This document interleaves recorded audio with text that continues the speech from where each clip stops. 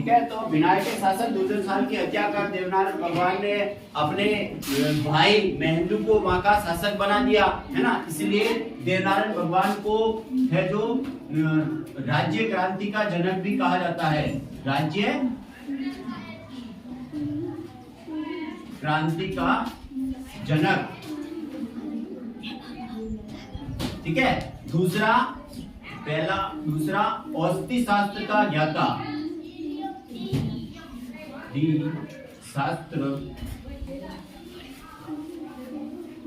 शास्त्र का ज्ञाता, ठीक है। इसके अलावा इनको देव जी के नाम से भी जाना जाता है, देव जी, ठीक है। इसके अलावा देवधनी,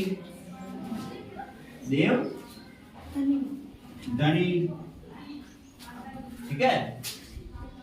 ये इनके उपनाम हो गए, ठीक है। राज्य क्रांति का जनक, औषधि शास्त्र का ज्ञाता, देव जी, देवधनी, ठीक है।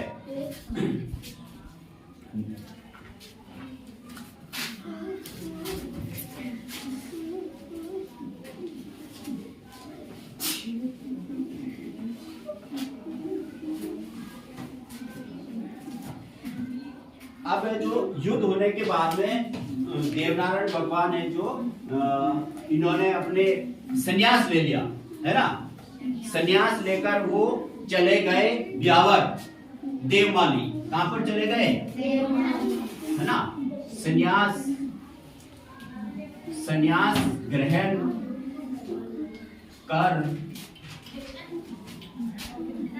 देवमाली, और देवमाली पड़ता है वर्तमान में ब्यावर। कहां पे पड़ता है? ब्यावर। और ये ब्यावर पड़ता है अजमेर में, अजमेर, ठीक है। ब्यावर कहां पर पड़ता है? अजमेर में। अब इन्होंने अपना सारा जीवन, है ना, सारा जीवन है जो समाज सेवा में, ठीक है, जो दुखी थे, पीड़ित थे, उनकी सेवा में, ठीक है ना, बिताना चाहा। और वो यहाँ से चले गए। कहां पर चले गए? देवमाली चले गए। यहाँ पर रहते हुए उन्होंने, है ना, यहाँ पर रहते हुए देवनारायण जी ने कई लोगों की सहायता की, समाज सेवा की, ठीक है ना। और यहाँ पर ही रहते हुए इनकी अपना देह त्यागा था, ठीक है ना, देवमाली में। यानी कि इनकी मृत्यु कहां पर हुई थी? देवमाली में। मृत्यु कब होती है? 1290 में, ईस्वी में, ठीक है। 1290 ईस्वी में देवमाली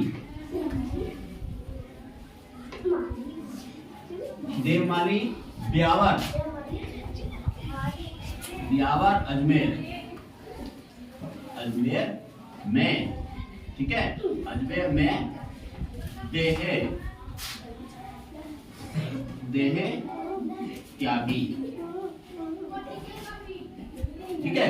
अब इनकी मान्यता के अनुसार इनकी मृत्यु कैसे हुई थी, ठीक है, कि भगवान देवनारायण है जो एक गुफा के अंदर गए, ठीक है, गुफा के अंदर गए और काफी समय तक, है ना, वो जब गुफा से बाहर नहीं लौटे तो उनके जो सहयोग, उनके जो साथी थे देवनारायण भगवान के, है ना, वो अंदर गए कि देवनारायण जी को गुफा के अंदर बैठे हुए, है ना, गए हुए काफी टाइम बीत चुका है, लेकिन वो अभी तक बाहर नहीं आए। जैसे ही वो अंदर गए तो उनको देवनारायण भगवान दिखाई नहीं दिए, है ना। और वहां पर सिर्फ 5 ईंटें मिली उनको। कितनी ईंटें मिली? 5 ईंटें, ठीक है। कितनी ईंटें प्राप्त हुई? 5 ईंटें प्राप्त हुई। और इन्हीं ईंटों, यही जो ईंटें है ना, आज इसी मंदिर में जो देवमाली में एक मंदिर बना हुआ है, ठीक है, मंदिर में 5 ईंटों की पूजा नीम की पत्तियों से की जाती है। पत्तियों से से की जाती है, की जाती है। ठीक है, तो 5 ईंटों की देवनारायण भगवान के जो मंदिर होता है उसमें मूर्ति नहीं होती है। ठीक है, सबसे बड़ी बात क्या है कि मूर्ति नहीं होती है। मूर्ति के स्थान पे क्या होती है, 5 ईंटें होती है, और 5 ईंटों की पूजा है जो नीम की पत्तियों के माध्यम से की जाती है, क्योंकि उन्होंने औषधीय महत्व बताया था नीम का, है ना। औषधीय महत्व किसने बताया था सबसे पहले, नीम का देवनारायण जी ने बताया था। ठीक है, नीम की पत्तियों से है जो देवनारायण भगवान लोगों का इलाज किया करते थे। ठीक है, तो नीम का महत्व बताया, इसलिए देवनारायण भगवान की जो मंदिर होते हैं उसमें नीम की पत्तियों से पूजा होती है। ठीक है, ये महत्वपूर्ण बात है, ध्यान रखना। अब अपन चर्चा करें कि इनके जो प्रसिद्ध मंदिर है वो कहाँ कहाँ पर है। ठीक है, तो मंदिर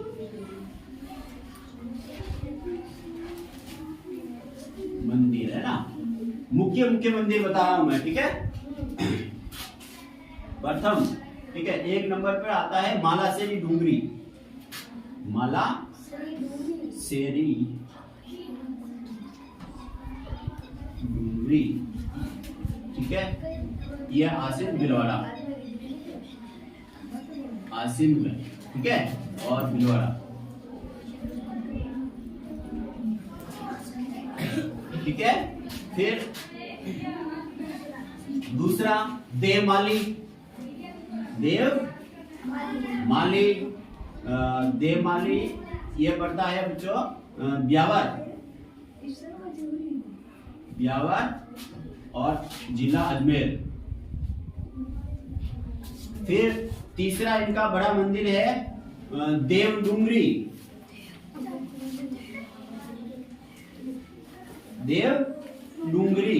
ये पड़ता है चित्तौड़गढ़,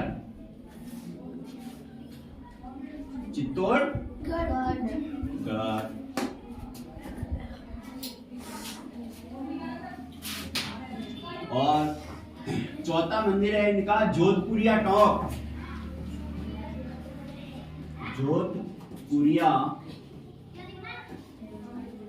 ये पड़ता है टोंक।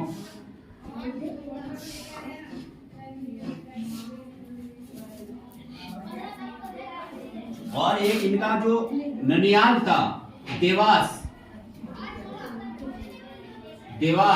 है ना, देवास पड़ता है बच्चों MP। ठीक है ना, तो देवास में भी इनका भव्य मंदिर बना हुआ है। ठीक है, ये इनके मुख्य मंदिर है। मालासेरी डूंगरी जहां पर इनका जन्म हुआ था। ठीक है, आसिन भिलवाड़ा दूसरा इनका मंदिर जो सबसे बड़ा बना हुआ, देवमाली ब्यावर जहां पर भगवान देवनारायण ने अपना अंतिम समय बिताया था, अर्थात देह त्यागी।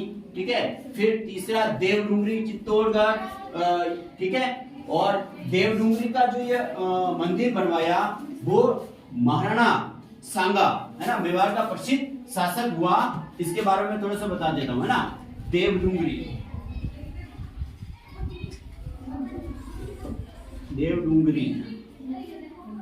मंदिर,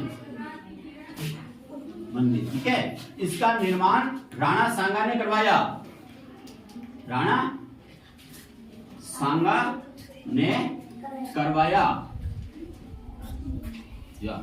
ठीक है, क्यों करवाया, क्योंकि राणा सांगा है जो अपना आराध्य देवता मानते थे, किसको, देवनारायण भगवान को। ठीक है, इसलिए आपको कभी पूछ लिया जाए कि मेवाड़ का ऐसा कौन सा शासक था, ठीक है ना, जो देवनारायण भगवान को अपना आराध्य मानता था। ठीक है, तो कौन मानता था, राणा सांगा। ठीक है ना, और उन्होंने देवनारायण भगवान का देवडूंगरी चित्तौड़ में एक भव्य मंदिर बनवाया है। ठीक है,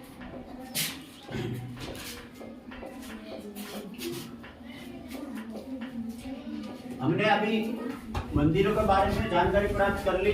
अब एक तथ्य और बच गया है, देवनारायण की फड़, है ना, फड़ के बारे में भी थोड़ी सी जानकारी प्राप्त कर लेते हैं। देवनारायण जी की फड़, ठीक है, फड़ में क्या होता है कि चित्रांगन होता है ना। इनकी जो देवनारायण भगवान का जो जन्म हुआ था, जन्म से लगाकर इन्होंने जब अपनी देह त्यागी है ना, उसके भीतर जो जो घटनाएं घटित हुई थी है ना, उसका गीतों के माध्यम से जो इनके भोपे होते हैं है ना, जो पुजारी को क्या कहा जाता है, भोपा कहते हैं ना, अपने भाषा में बोलते हैं भोपा। ठीक है, तो इस तरह से उनके जो भोपे होते हैं वो वाचन कर गीतों के माध्यम से है ना, एक वाद्य यंत्र होता है। ठीक है, फड़ का वाचन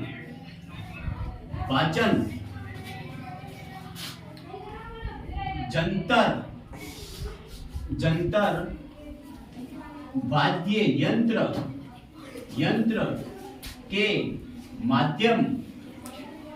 माध्यम से गुज्जर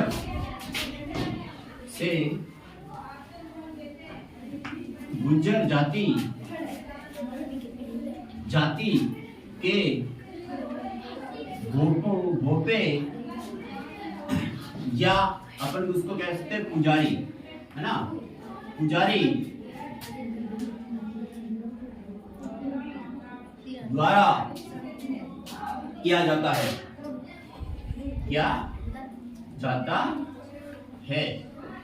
ठीक है, अब बात आते हैं कि फड़। ठीक है,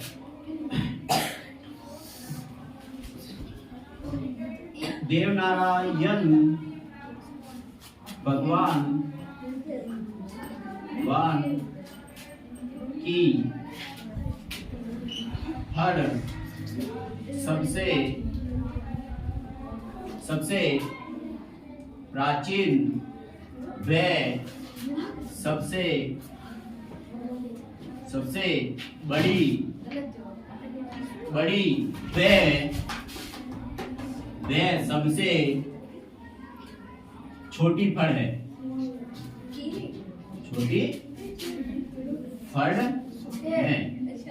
ठीक है, यानी कि सबसे पुरानी फड़ भी कौन सी है, देवनारायण भगवान की फड़ है, और सबसे बड़ी भी है। ठीक है, सबसे बड़ी भी फड़ देवनारायण भगवान की है और सबसे छोटी फड़ भी देवनारायण की भगवान की है। सबसे छोटी इसलिए है क्योंकि 1992 में भगवान देवनारायण की फड़ के ऊपर एक 5 रुपए का डाक टिकट जारी हुआ। ठीक है, इनकी फड़ के ऊपर डाक टिकट,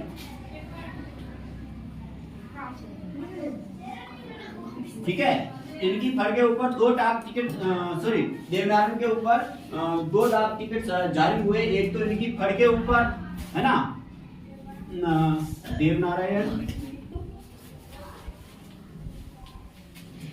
की फड़ पर 2 सितंबर 1992 में 5 रुपए का डाक टिकट जारी हुआ। ठीक है, और दूसरा जो डाक टिकट है वो देवनारायण जी के चित्र के ऊपर 3 सितंबर 2011 में 5 रुपए का डाक टिकट जारी हुआ। ठीक है, एक तो देवनारायण जी की जो फड़ है उसके ऊपर 2 सितंबर 1992 में 5 रुपए का डाक टिकट जारी हुआ। ठीक है, ये ऐसे लोग देवता थे जिनकी फड़ के ऊपर है जो प्रथम बार डाक विभाग ने डाक टिकट जारी किया। ठीक है, इसके अलावा देवनारायण भगवान जी के स्वयं के चित्र के ऊपर भी 3 सितंबर 2011 को ₹5 का डाक टिकट जारी हुआ था। ठीक है, अब इनकी पूजा कौन करते हैं? ठीक है, सबसे बड़ी बात है कि इनकी जो पूजा करने वाले लोग होते हैं वो गुर्जर जाति के वो पे होते हैं, गुर्जर जाति के पुजारी है ना, जिन्हें हम बोलते हैं भोपे। ठीक है, द्वारा पूजा अर्चना की जाती है,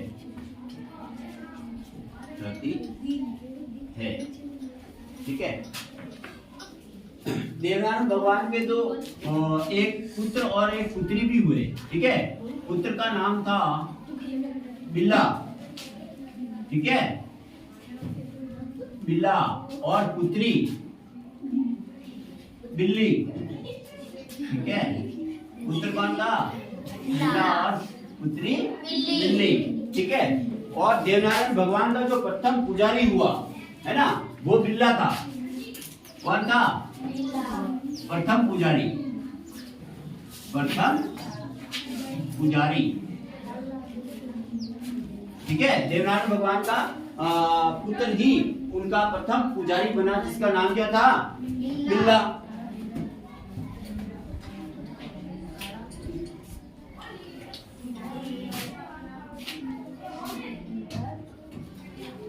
और एक लास्ट बात है कि देवनारायण भगवान का मेला कब लगता है? ठीक है, मेला कब लगता है? भाद्रपद शुक्ल सप्तमी को इन्होंने देह त्यागी इसी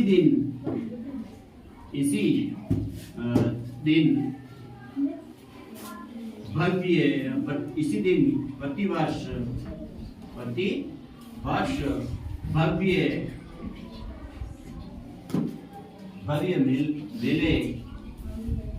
मेले का आयोजन होता है।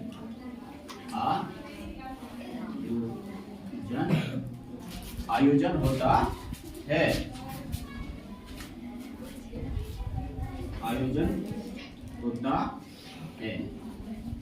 ठीक है। तो देवनारायण भगवान ने अपनी देह कब त्यागी थी?